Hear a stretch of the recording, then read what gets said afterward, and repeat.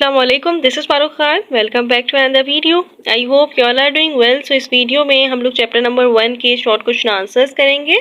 Book के exercise के short question answers total 6 हैं। इस वीडियो में हम लोग 3 क्वेश्चंस करेंगे, देन इंशाल्लाह हम नेक्स्ट वीडियो में 3 क्वेश्चंस करेंगे। क्वेश्चन नंबर 1 रीजन है और इसके टोटल 6 क्वेश्चन है, 6 रीजंस हैं। सो स्टार्ट करते हैं। Chapter number 1 chemistry of representative elements, short question answers हैं। रीजन नंबर 1 है ionization energy decreases from top to bottom in S block element. तो आयनाइजेशन एनर्जी क्यों डिक्रीज हो रही होती है टॉप टू बॉटम, उसका हमें रीजन देना है। आपको पता होना चाहिए कि आयनाइजेशन एनर्जी होती क्या है। वो स्मॉलेस्ट अमाउंट ऑफ एनर्जी जो हमें चाहिए होती है किसी भी एलिमेंट के आउटर मोस्ट इलेक्ट्रॉन को निकालने के लिए, वो होती है आयनाइजेशन एनर्जी। और ये हमेशा गैसियस एटम के लिए यूज होती है। लाइक ना, अगर हम सॉलिड और लिक्विड की बात करेंगे तो उसके लिए हमें उसका जो फर्स्ट आउटर मोस्ट इलेक्ट्रॉन होता है उसको निकालने के लिए बहुत ज़्यादा एनर्जी चाहिए होती है। दैट्स वाई उसका जो डेफिनेशन है आयनाइजेशन एनर्जी की वो रॉन्ग हो जाती है। That's why reverse ionization energy gaseous atom के लिए ही यूज़ होती है। तो वो मिनिमम अमाउंट ऑफ एनर्जी जो हमें चाहिए होती है to remove first outer most electron, उसको हम कहते हैं आयनाइजेशन एनर्जी। और एस ब्लॉक एलिमेंट में डिक्रीज हो रही होती है डाउन द ग्रुप। क्यों डिक्रीज हो रही होती है? क्योंकि जब भी हम लोग डाउन द ग्रुप जाते हैं तो एटॉमिक रेडियाई इंक्रीज हो रहा होता है, और जब भी एटॉमिक रेडियाई इंक्रीज हो रहा होता है तो न्यूक्लियस और इलेक्ट्रॉन में डिफरेंस आ जाता है। अट्रैक्टिव फोर्सेस बिटवीन इलेक्ट्रॉन और न्यूक्लियस डिक्रीज हो जाता है। एज अ रिजल्ट हमें बहुत कम एनर्जी चाहिए होती है to remove the outer most electron from the atom. Hydrogen की एनर्जी बहुत मुश्किल से निकलती है क्योंकि उसका जो स्मॉल रेडियाई होता है वो बहुत स्मॉलेस्ट होता है, उसका साइज़ बहुत छोटा होता है। और अगर हम बात करें सीजियम की तो उसका साइज़ बहुत बड़ा होता है, क्योंकि डाउन द ग्रुप हमेशा जो साइज़ है वो इंक्रीज़ हो रहा होता है। अब अल्कली मेटल को ही देख लें तो lithium, sodium, potassium, rubidium, caesium and francium होता है। फ्रेंकियम तो रेडियो एक्टिव में आ जाता है, सीजियम का साइज़ बड़ा होगा। अब जो साइज़ बड़ा है उसमें अट्रैक्टिव फोर्सेस बहुत कम होंगी और उसमें बहुत ज़्यादा डिस्टेंस होगा न्यूक्लियस में, और इलेक्ट्रॉन जो रिवॉल्व कर रहा है उसमें डिस्टेंस बहुत ज़्यादा होगा और उसकी वजह से हमें बहुत कम एनर्जी रिक्वायर होगी। सो दैट्स वाई इसका ये रीज़न होता है। अब हमारे पास रीज़न नंबर 2 है boiling point of halogens increases down the group in the periodic table. So boiling point of halogens क्यों इंक्रीज हो रहा होता है down the group? Boiling point और मेल्टिंग पॉइंट दोनों का ही मैंने लिख दिया है। अब जब भी आपके पास क्वेश्चन में एक मेंशन होगा तो आप एक लिखेंगे, लेकिन मेल्टिंग और बॉइलिंग पॉइंट दोनों साथ आते हैं तो इसलिए दैट्स वाई मैंने मेल्टिंग भी लिख दिया कि आपको याद रहे कि आप इसी, अगर मेल्टिंग पॉइंट का भी रीज़न आ जाए तो आप यही रीज़न लिखेंगे। तो इसका ये रीज़न होता है कि जब भी हम डाउन द ग्रुप देखते हैं तो हेलोजेंस होते हैं fluorine, chlorine, bromine, iodine. Fluorine और क्लोरीन गैसेज हैं एंड देन आप आयोडीन को देखेंगे तो वो होता है सॉलिड। सो जब भी हम डाउन द ग्रुप जा रहे होते हैं तो वो गैस टू सॉलिड हो रहे होते हैं। स्टेट उसकी discrete state to aggregate state होती है, होते हैं वो बहुत ज़्यादा एक दूसरे से ज्वाइन होते हैं, सिमटे हुए होते हैं। जबकि एग्रीवेट स्टेट होता है वो बहुत एक दूसरे से बहुत ज़्यादा दूर होते हैं। और गैसेस में अगर आपने आइडियल गैसेस और रियल गैसेस पढ़ी हो फर्स्ट ईयर चैप्टर में तो आपको पता होगा कि आइडियल गैसेस और रियल गैसेस में इंटरमॉलिक्यूलर फोर्सेस की हमने बात की थी। तो वो एज अ रिजल्ट ये चेंजेस अकर होती हैं और इसमें इंटरमॉलिक्यूलर फोर्सेस इंक्रीज हो जाती हैं डिस्क्रीट स्टेट में, सॉलिड में, और दैट्स वाई मेल्टिंग और बॉइलिंग पॉइंट इंक्रीज होता है down the group. Question number 3 है gallium has smaller atomic radii than aluminium despite being below the aluminium in group 3A। आपको बोरॉन फैमिली का पता होगा, ग्रुप 3A इसमें ये बोरॉन फैमिली और बोरॉन से स्टार्ट होता है और एंड होता है थेलियम पे। Boron, aluminium, gallium, indium and thallium. Thallium में डाउन द ग्रुप हमेशा साइज इंक्रीज हो रहा होता है, but exception is always there. Exception होती है 3A ग्रुप में। ये एक्सेप्शन होती है कि गैलियम का जो साइज है वो हमेशा साइज है वो कम होता है देन एल्यूमिनियम। एटॉमिक रेडियाई कम होता है देन एल्यूमिनियम। क्यों?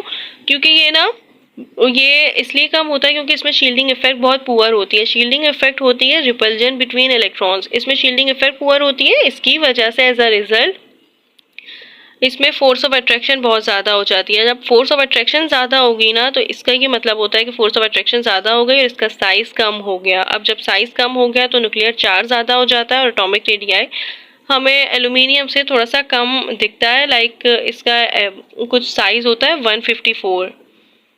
तो ये होता है इसका रीज़न, क्योंकि इसमें पुअर रिपल्जन होती है, पुअर शील्डिंग इफेक्ट होती है बिटवीन इलेक्ट्रॉन्स, और इसका जो अट्रैक्शन है, फोर्स ऑफ अट्रैक्शन है वो ज़्यादा हो जाती है। इसकी वजह से इसका साइज़ कम हो जाता है। क्वेश्चन नंबर 4 है electronegativities of alkali metal decreases from lithium to caesium. So electronegativity वो मेजर ऑफ द टेंडेंसी होती है किसी भी एटम की, किसी भी एलिमेंट की, कि वो अट्रैक्ट कर सके शेड पेयर ऑफ इलेक्ट्रॉन्स को अपनी तरफ, इसीलिए तो उसके ऊपर नेगेटिव चार्ज आता है। इलेक्ट्रोनेगेटिविटी हम इसी को कहते हैं क्योंकि कोवलेंट बॉन्ड में फिर इन्वॉल्व होता है। तो हम ये कह सकते हैं कि अल्कली मेटल्स में हमेशा down the group electronegativity decrease होती है। क्यों डिक्रीज होती है, इसका ये रीज़न है क्योंकि जब भी हम लोग डाउन द ग्रुप जा रहे होते हैं तो ये रेगुलर इंक्रीज हो रहा होता है एटॉमिक रेडियाई में। As a result decreasing tendency हो जाती है कि वो ट्रैक कर सके shared pair of electron towards itself, और दैट्स व्हाई इलेक्ट्रोनेगेटिविटी हमेशा डिक्रीज हो जाती है। क्योंकि जब भी down the group size increase होगा तो वो एक दूसरे से दूर हो जाएंगे और उसकी वजह से वो एक दूसरे को अट्रैक्ट नहीं कर पाएंगे, अपने एक दूसरे के इलेक्ट्रॉन को अट्रैक्ट नहीं कर पाएंगे। दैट्स व्हाई इलेक्ट्रोनेगेटिविटी डिक्रीज हो जाती है। अब क्वेश्चन नंबर 5 है, रीजन नंबर 5 है alkali metals are good conductor of electricity. इसलिए होते हैं क्योंकि मेटल्स हैं, ये कंडक्ट कर सकते हैं इलेक्ट्रिसिटी को, इनके पास ये एबिलिटी होती है कि ये ट्रांसफर कर सकें इलेक्ट्रॉन्स को। दैट्स व्हाई ये मेटल्स होते हैं, बस इसका यही रीजन होगा। रीजन नंबर 6 है acidity of hydrogen halide increases from HF to HI। Hydrogen halide name से ही पता चल रहा है आपको, हाइड्रोजन के साथ कोई भी हैलोजन होगा, फ्लोरीन, क्लोरीन, ब्रोमीन, आयोडीन, उसको हम कहेंगे हाइड्रोजन हैलाइड, और इंक्रीज हो रहा होता है from down the group like HF to HI। इसलिए पहले आपको पता होना चाहिए एसिड क्या होता है। एसिड वो होता है जो इजीली प्रोटॉन को रिमूव कर सके, HCl ये है एसिड, और इसमें ये H को जल्दी इजीली रिमूव कर सकता है, तो ये H प्लस हो जाता है। लाइक प्रोटॉन को, H को हम प्रोटॉन भी कहते हैं, तो प्रोटॉन को इजीली रिमूव कर देता है, तो हम ये कहते हैं कि ये एसिड है। तो क्यों हाइड्रोजन हैलाइड की एसिडिटी इंक्रीज हो रही होती है, इसका ये मतलब होता है कि जब भी हम लोग डाउन द ग्रुप बात करेंगे तो उसकी जो बॉन्ड एनर्जी होती है वो स्मॉलेस्ट होती है। हाइड्रोजन हैलाइड के पास स्मॉलेस्ट बॉन्ड एनर्जी होती है और ये इजीली डिनोट कर सकता है प्रोटॉन को, और जब भी कोई चीज़ इजीली प्रोटॉन को डिनोट कर सकती है तो ये स्ट्रॉन्गेस्ट एसिड होती है compare to other hydrogen acid.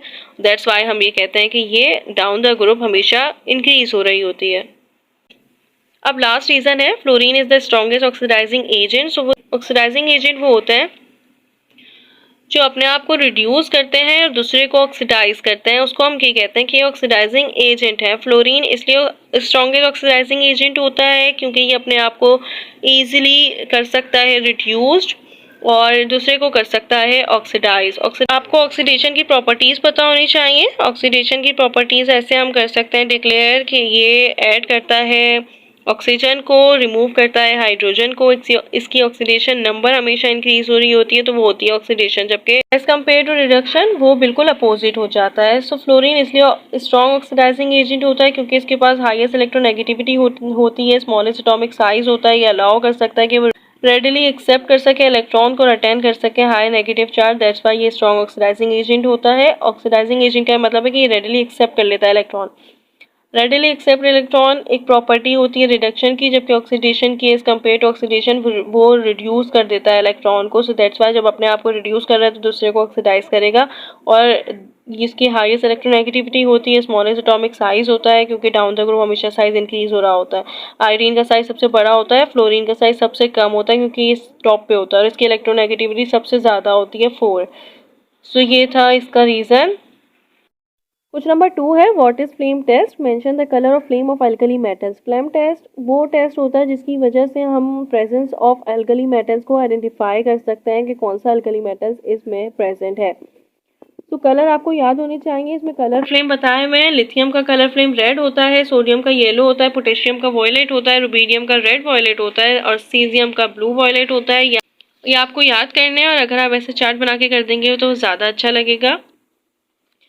Question number 3 है explain the auto oxidising and reducing properties of chlorine. ये प्रॉपर्टी क्लोरीन की होती है। इसमें क्या होता है कि ये रिड्यूस भी हो रहा होता है और ऑक्सीडाइज भी हो रहा होता है।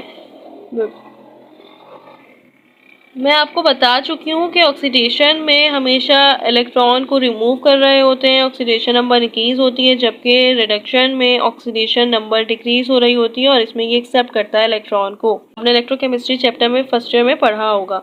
सो जब भी क्लोरीन रिएक्ट करता है वाटर के साथ तो वो फॉर्म करता है HCl, और वो फॉर्म करता है हाइपोक्लोरस एसिड। हाइपोक्लोरस एसिड होता है HOCl।